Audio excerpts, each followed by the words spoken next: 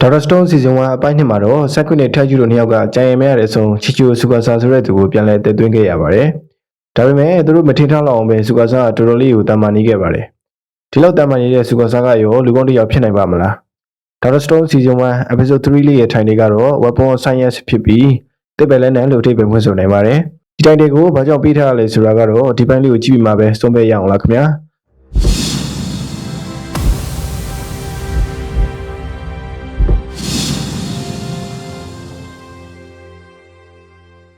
ဒီပိုင်းမှာတော့စက်ကူနဲ့ဆူကာဆာတို့အခြေတီဖြစ်နေတာအနေစားထားပါတယ်။စက်ကူကတော့အချင်းတွေကထင်တယ်လို့ပဲစိုးနေပြီဖြစ်ကြောင်းနဲ့ခြေသေးကိုတော့လက်ပလာနဲ့တီးခဲ့တဲ့ဆူကာဆာလူကိုလည်းချိန်နေရပါတယ်။ဒါပေမဲ့လည်းဆူကာဆာကအရင်ကြီးစိုးမနေကြောင်းကိုလည်းသိနေပြီးလူငယ်တွေကပဲပြန်ခေါ်ချင်နေတဲ့ဆူကာဆာကိုအနည်းဆုံးတော့ပြန်လဲတက်သွင်းတဲ့စီရင်အကြောင်းကိုမသိအောင်ဖုံးကွယ်ထားရမယ်အကြောင်းနဲ့သူ့ကိုတတ်မယ်ဆိုရင်တော့မှဂူတွေကထူးဆန်းတဲ့အရေးဖြစ်တဲ့ nitric acid အကြောင်းကိုပေးသိလိုက်လို့မဖြစ်ဘူးလို့ဂျေဒီကနေပြောနေပါတယ်။အဲ့ဒီအချိန်မှာပဲထိုက်ကျူကအော်ဂျီဟစ်ကျန်တဲ့ဂူတွေကထူးဆန်းတဲ့အရေးတွေအိုးပြေရခဲ့တယ်ဆိုပြီးရောက်ချလာခဲ့ပါတယ်။ပြီးတော့လေဒါနဲ့ဆိုယူစရီယာကိုပါပြန်အသက်သွင်းနိုင်တော့မယ်ဆိုပြီးလည်းပြောထည့်လိုက်ပါသေးတယ်။ဆန်ကူကတော့စကားမပြောနိုင်အောင်ကိုစွန့်အပ်သွားပါတယ်။ဆူကာဆာကထူးဆန်းတဲ့အရေးဆိုတာဘာကိုပြောရလဲလို့မေးတာကြောင့်ဆန်ကူက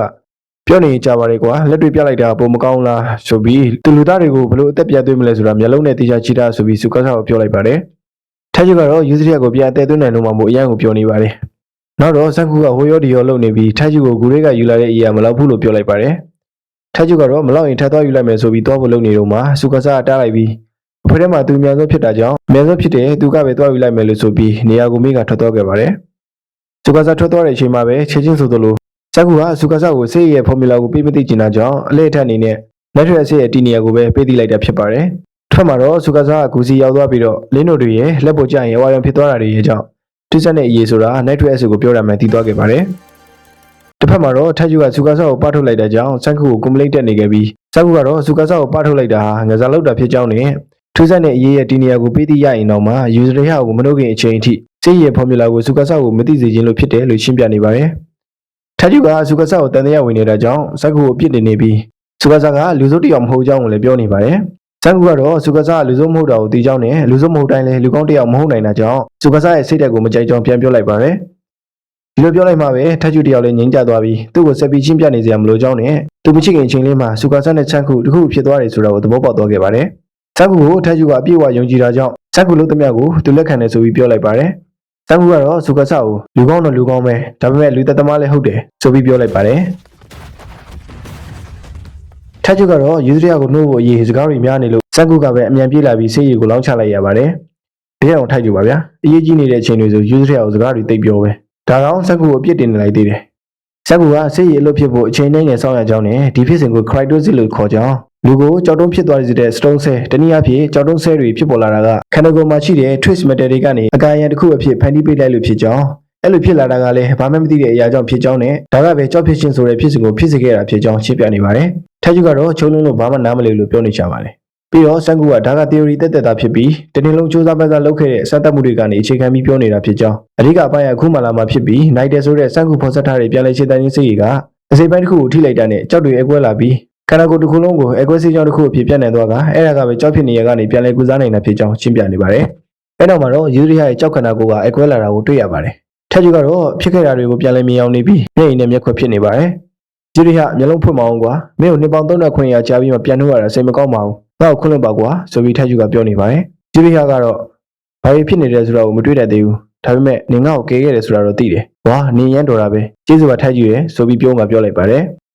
ဒီပိုင်းတွေ့တော့ဒါလေးရဲ့ romantic ပေါ့ဗျာထက်ကျူကကဲခဲ့တာသူမဟုတ်ကြောင်းနဲ့ဆန်ကူကတနေ့လုံးလုံးစက်တက်မှုတွေလုပ်ပြီးကဲခဲ့တာဖြစ်ကြောင်းပြောနေပေမဲ့ဆန်ကူကတော့မင်းတို့လွမ်းတယ်နေတာကိုဖြစ်စီရတာတော့စိတ်မကောင်းပါဘူးကွာဒါပေမဲ့ဟိုကောင်ဆူကာဆာရောက်လာတော့မှငါတို့မှရွေးချယ်စရာ2ခုပဲရှိတယ်တစ်ခုကမင်းတို့2ယောက်သွားပုံပြီးချောင်းနေတာနဲ့နောက်တစ်ခုက3ယောက်လုံးတိတ်ပဲလက်နဲ့တီထွင်ပြီးတူတူရင်ဆိုင်ကြဖို့ပဲလို့ပြောလိုက်တော့တာကြီးကအဖြစ်အသိတာမနေဘူးလားငါတို့မင်းနဲ့ပဲတူတိုက်မှာပေါ့ကွာလို့ထက်ကျူကပြန်ပြောပါတယ်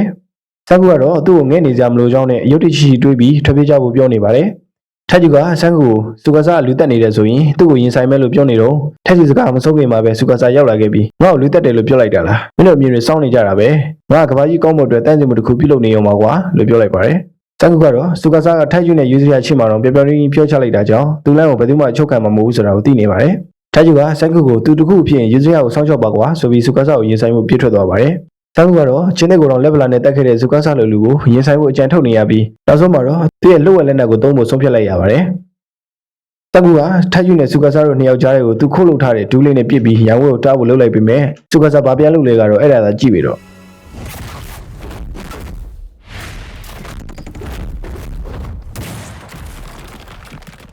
ဇူကာဆာကသူ့ကန်ချက်ကိုထိပြီးရက်နေနိုင်တဲ့ထက်ယူကိုချီးကျူးနေပြီးထက်ယူကသူ့ကိုတိုက်ခတ်ဖို့အခွင့်အရေးရှိရတဲ့နဲ့မတိုက်ခတ်ခဲ့တာကြောင့်ဘာကြောင့်လဲဆိုပြီးမေးလိုက်တဲ့အခါမှာထက်ယူကသူ့ရဲ့လူတွေကိုဘယ်တော့မှမတိုက်ခတ်ဘူးဆိုတဲ့အမူကိုပြောပြလိုက်တာကြောင့်ဇူကာဆာတော်စဉ်းစားသွားရပါတယ်ထက်ယူကသူ့ကိုထိုးချင်ထိုးကန်ကြီးကန်ကြိုက်တယ်လို့ရပေမဲ့အပြစ်မရှိတဲ့ကြောက်ရွံ့တွေကိုတော့မဖျက်ဆီးဖို့ပြောနေပြီးလူသက်တာမကောင်းကြောင်းဇူကာဆာကိုတရားချနေပါတယ်ဇူကာဆာကတော့ထက်ယူပြောတဲ့စကားထဲမှာညီနိုင်မှုဘာပေးယူမှမပါတာကြောင့်သူ့လမ်းကိုလာမချုပ်ဖို့ပြောပါတယ်ထက်ယူကတော့ဇူကာဆာကသူ့ကိုဘလောက်ထိုးထိုးသူကတော့ရအောင်တားမှာပဲဆိုပြီးပြောနေတာကြောင့်ဇူကာဆာကထက်ယူရဲ့အညာဖြစ်တဲ့ယူဇရီယာကိုတစားကန်လို့ရင်ရောလို့ပြန်ပေးလိုက်တာကြောင့်စံကူကသူတို့ကိုဘာလို့ထွက်ပြေးခိုင်းမှန်းထက်ယူရောယူဇရီယာရောနေရာစလုံးသဘောပေါက်သွားခဲ့ပါတယ်ထက်ယူကစကားပြောနေရင်ပဲမေးလဲသွားတာကြောင့်စံကူကဒီကောင်တော့ရဲနေငယ်လောက်တော့တတိမိနေလောက်မယ်လို့ပြောပြီးဇူကာဆာနဲ့ခဏတာစစ်ပင်ချင်းမှုအပေးယူလုပ်လိုက်ကြပါတယ်ဇူကာဆာကမင်းတို့ယူဇရီယာကိုကာကွယ်ခြင်းငါကြောက်ရွံ့တွေဖျက်ဆီးတာကိုမသိတယ်လို့နေလိုက်ငါလုပ်ချင်တယ်ငါလုပ်မယ်ငါလည်းဝင်မချုပ်ကြနဲ့ဆိုပြီးပြောကထွက်သွားခဲ့ပါတယ်စံကူကသူလှုပ်ထားတဲ့မြကတနအီ200ကီလိုမီတာနှုန်းအချိန်ရှိတာကိုဇူကာဆာကလေထဲမှာနေဖမ်းပြလိုက်တာကြောင့်ဇူကာဆာကတကယ်မကောင်းဆိုးဝါးပဲဆိုတာစံကူရောယူဇရီယာရောသဘောပေါက်လိုက်ပါတယ်ဇူကာဆာကကြောက်ရွံ့မဖြစ်ခင်အချိန်ကလေးကအတမန်ဆုံးအထက်တန်းကျောင်းသားဆိုတဲ့ဂုဏ်ပုတ်ကိုရခဲ့တာဖြစ်ပြီးတောင်းတဘဝမှာတက MMA fighter တယောက်လေးဖြစ်ပါတယ်ငယ်ငယ်တည်းကလည်းကိုဘဝကိုရုန်းကန်ခဲ့ရတဲ့သူဖြစ်တာကြောင့် survival fight တွေနဲ့လည်းအတွေ့အကြုံမသေးတာကြောင့်ဒီလောက်ထိတန်မာနေတာဖြစ်ပါတယ်ချင်းတွေကိုလက်တစ်ဖက်နဲ့တတ်တာမျိုးကြောက်တုံးကိုလက်သီးတစ်ချက်နဲ့ထိုးဝဲတာမျိုးကိုလုပ်နိုင်တဲ့ဇူကာဆာလိုလူကအခုလိုကြောက်တုံးကဘာမှာပြန်ပေးကင်းဆွဲရခြင်းတယောက်ဖြစ်နေမှာပါဇူကာဆာဘလောက်တန်မာလဲဆိုတာကိုသူပကုံးမောကချင်းလေးတည်းကိုကြည့်ုံနဲ့သိနိုင်ပါတယ်ဒီလိုလူမျိုးနဲ့သဘောထားချင်းမတိုက်ဆိုင်ပဲရန်သူတွေဖြစ်သွားတာကတော့စံကူတွေအတွက်ဆုံးချုံမှုကြီးတစ်ခုဖြစ်သွားတာသိကြပါတယ်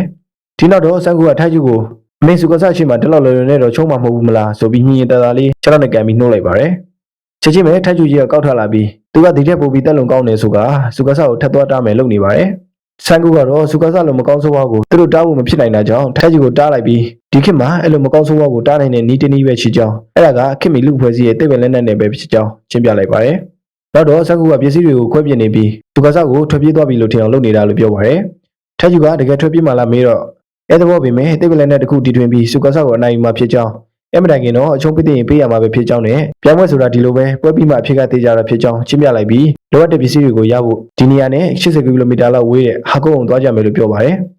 ထက်ကြီးကတော့ဒါကမန်တင်4ကျော်လောက်ပဲဖြစ်တာကြောင့်တိတ်လည်းမွေးပါဘူးကွာဆိုပြီးလုပ်နေပါတယ်ခီးထွက်ကြရင်လမ်းမှာဂျပန်ရဲ့အထင်ကြီးဖြစ်တဲ့ cherry ပန်းတွေနဲ့ဒူးတဲ့ပန်းတွေကိုတွေ့လိုက်ကြရပါတယ်ဇက်ကူက cherry ပန်းတွေကကိုယ်တိုင်ဝတ်မကူနိုင်တဲ့ကြောင့်ဒီလိုနှစ်ပေါင်းများစွာကြာပြီဆိုတော့သူတို့လည်းမျိုးတုံးကုန်တာတေးကြကြောင်းပြောပြနေပါတယ်စံကူတို့အခုတွေ့နေရတဲ့ပန်းတွေကလည်း cherry ပန်းတွေမဟုတ်တော့ဘဲမျိုးဗီဇဆင်ကဲပြောင်းလဲလာတဲ့ cherry ပန်းတွေထူတဲ့ပန်းတွေဖြစ်ပါတယ်။နောက်တော့တောက်ကုန်းတစ်ခုစီရောက်သွားကြပြီးစံကူကစက်တန်ဆိုတဲ့ဟာကိုထုတ်ပြီးဟိုဒီတိုင်းတန်နေပါတယ်။ထက်ကျူကမသိတာကြောင့်ဗာလဲလို့မေးတော့စက်တန်ဖြစ်ပြီးဒီဟာလေးကအချိန်ကိုလိုက်ပြီးရောက်နေတဲ့ဒီနေရာကိုအကြံဖြစ်ပြောပြနိုင်တဲ့ကိရိယာဖြစ်ကြောင်းနဲ့နေထွက်ချေကနေအခုထိဆို35,980စက္ကန့်ရှိပြီလို့ပြောလိုက်ပါတယ်။စံကူစကားကြောင့်ယူဇရီယာအန်အောတော်ကိုမြင်တော့ထက်ကျူက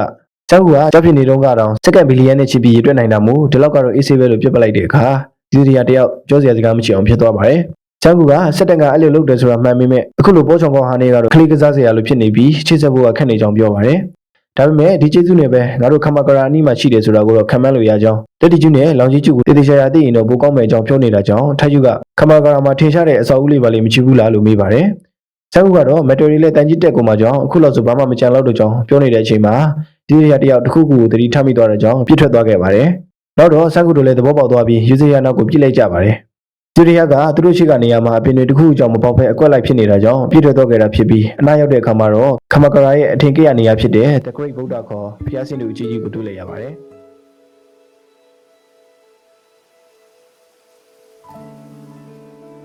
စံကူကတော့ The Great Buddha ကြောင့်ပဲဒီနေရာကိုတည်သွားပြီးသူတို့ကမြောက်လက်တီကျူ35ဒီဂရီ19မိနစ်နဲ့ရှစ်လောင်ကြီးကျူ139ဒီဂရီ31မိနစ်မှာရောက်နေကြကြောင်းပြောပြလိုက်ပါတယ်။ယူဇရီယာကတော့အတိတ်ကိုပြန်သတိရနေပြီးငိုနေချပါတယ်။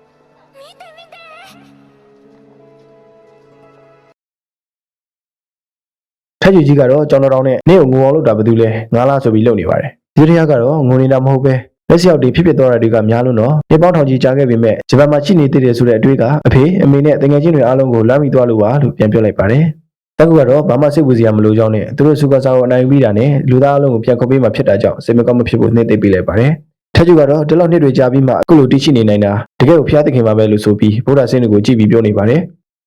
ဆကုကတော့ဆင်းတုကကြီးနေလို့ထားတာမို့ဆွေးမြေမလွယ်တာဖြစ်ကြောင်းကောပါယုံလည်းပါနေတာမို့ပတ်ဝန်းကျင်ကိုစိတ်သိမ့်စေပြီးအပင်တွေမပေါက်နိုင်တာဖြစ်ကြောင်းကြည့်ကိုသုံးပြီးမှန်လို့ရတာမို့သူ့ရဲ့စက်တန်ကိုအစ်မြင့်လို့ရပြီဖြစ်ကြောင်းပြောနေကတင်းတူကိုတူတစ်ချောင်းနဲ့ထုခွဲနေပါတယ်ထက်ကျကတော့ဖျားအောင်မပြမနဲ့ဆိုပြီးတားနေချပါတယ်ဒီမှာဖြစ်ဆွေပြီးပြောချင်တာကဆကုတို့တော့မဲ့ဟာကုန်းနဲ့အခုရောက်နေတဲ့ခမကောရာနှစ်ခုလုံးကကဲဝရမှာရှိတဲ့ဒေသတွေဖြစ်ပါတယ်ဒါကြောင့်ခမကောရာရဲ့ဒီနေရာကိုသိတာကဟာကုန်းရဲ့ဒီနေရာကိုသိတာနဲ့အတူတူပါပဲခမကောရာကနေကဲဝရအတိုင်းဆက်သွားလိုက်ရင်ဟာကုန်းကိုရောက်နိုင်မှာဖြစ်ပါတယ်နောက်တော့ခီးစနေကြပါတယ်ညရတော့ထက်ယူတယောက်တောကောင်တွေနဲ့စူကာစာရောက်လာမှကိုဆိုးရကြောင်းကိစ္စမယ်လုပ်နေပါတယ်ဆကုကတော့စူကာစာကိုလေးစားထားတာမို့စိတ်မပူဘူးနဲ့အနားယူတာကလည်းအလုပ်တစ်ခုပဲဆိုပြီးထက်ယူကိုရှင်းပြနေရပါတယ်မနေ့ရောက်တော့ခီးဆက်ကြပါတယ်ဒီတဲ့ခြေထောက်မှာကြောက်ပိုင်းစာလေးကျန်နေတာကိုတွေ့လို့ထက်ယူကလိုက်တင်နဲ့လောင်းပြီးနေရင်ခြေထောက်နာနေတာပါပျောက်သွားလို့ပြန်လဲချင်းတန်းကြီးဆေးရီကဒဏ်ရာတွေကိုပါကူပေးနေတာလားလို့ဆကုကိုမေးနေပါတယ်ဆကုကတော့အဲ့လိုမဟုတ်ကြောင်းနဲ့ကြောက်ဖြစ်နေတာကိုပြေစီတဲ့အခါမှာအကြောင်းလေးတွေကိုပြန်ကောင်းအောင်လုပ်ပေးလိုက်တာကြောင့်ခံစားနေရတဲ့ဝေဒနာတွေပျောက်ကင်းသွားတာဖြစ်ကြောင်းပြောပြနေပြီးသူတို့မျက်နှာမှာဒီလိုအကွဲကြောင်းတွေရှိနေတာတော့အသက်ရှင်နေတာကလည်းဒါကြောင့်ပဲဖြစ်ကြောင်းရှင်းပြနေပါတယ်ဆကုတီထွင်နိုင်လိုက်တဲ့နိုင်တွေကကြောက်ဖြစ်နေတဲ့အချိန်မတိုင်ခင်မှာရနေတဲ့ဒဏ်ရာတွေကိုအချင်းပြောင်းကူပေးလိုက်တဲ့သဘောဖြစ်ပါတယ်လောလောဆယ်တော့ဒီလောက်ပဲသိထားရင်ရပါပြီကဲအချိန်မဆွဲပဲခီးစက်ကြအောင်မင်းတို့ဟိုရောက်ရင်ရေချိုးလိုက်တဲ့နဲ့ခန္ဓာကိုယ်ကပြန်ကောင်းသွားလိမ့်မယ်လို့ဆန်ကူကပြောနေတာကြောင့်ဟာကုန်းသွားတဲ့ရည်ရွယ်ချက်ကရေဘူးစမ်းဖြစ်ကြောင်းကိုယူရီယာတယောက်သဘောပေါက်လိုက်ပါတယ်တစ်ဖက်မှာတော့စူကာစာတယောက်ဆန်ကူတို့တဲကိုရောက်လာပြီးဆန်ကူလိုကောင်မျိုးကထွက်ပြေးမဲ့လူမျိုးမဟုတ်တာကြောင့်သူ့ကိုလှည့်စားပြီးတနေရာကိုသွားနေတယ်ဆိုတာကိုခံမှတ်မိသွားပါတယ်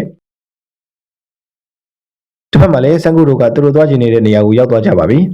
ထက်ကျူကဘလို့သိပ်ပဲလက်နက်ကိုတီထွင်ကြမှာလဲလို့မေးတော့လူသားတွေရဲ့အကြီးမားဆုံးတီထွင်မှုတစ်ခုပဲလို့ဆန်ကူကပြောလိုက်တော့ထက်ကျူကစမတ်ဖုန်းဆိုပြီးထပြောပြန်ပါတယ်မင်းတော်စမတ်ဖုန်းကြိုက်တဲ့ကောင်ပဲဆိုပြီးဆန်ကူကတနတ်လုံးမှာကွာ